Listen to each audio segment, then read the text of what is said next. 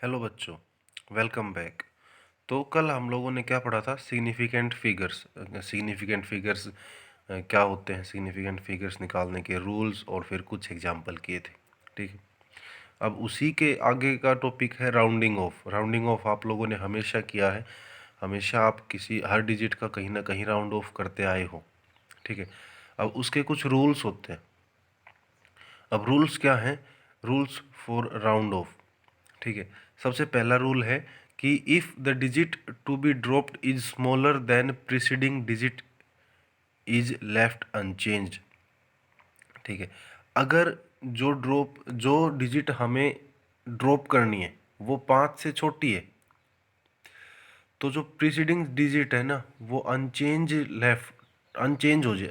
रहेगी। यानी कि अगर एग्जांपल लीजिए 464 है आपके पास। ठीक है। 464 के अंदर जो लास्ट की 4 है वो 5 से छोटा है, तो जो 464 में 6 है ना वो प्रीसीडिंग डिजिट कहलाएगा। तो 464 में जो 6 है वो चेंज नहीं होगा वहाँ पे, और 4 की जगह 0 आ जाएगा, तो डिजिट बन जाएगी 460। ठीक है। इसका मतलब ये है। अगला है, if the digit to be dropped is greater than 5 then preceding digit is increased by 1। ठीक है।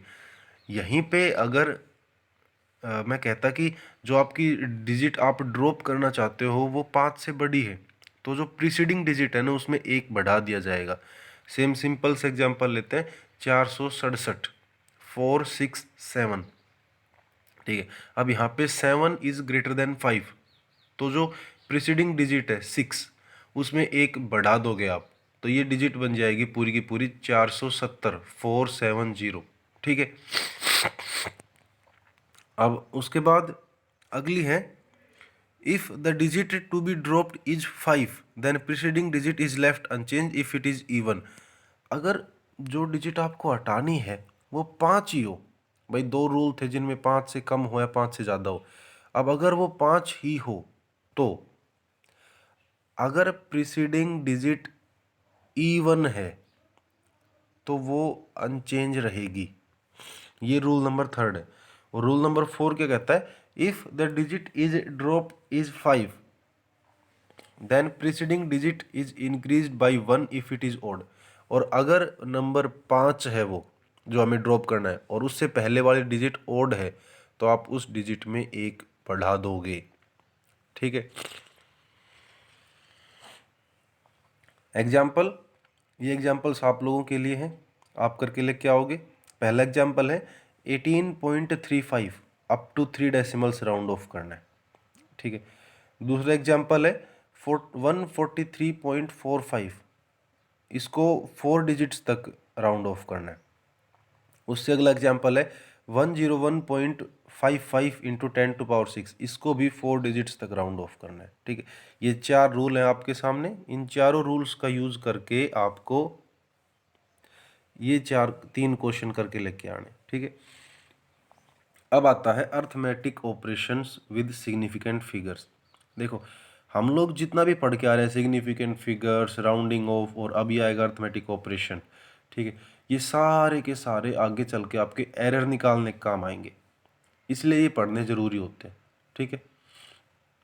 अब सबसे पहला ऑपरेशन ये है कि इन एडिशन और subtraction the final result should be reported to the same number of decimal places as that of original number with minimum number of decimal places. ठीक है।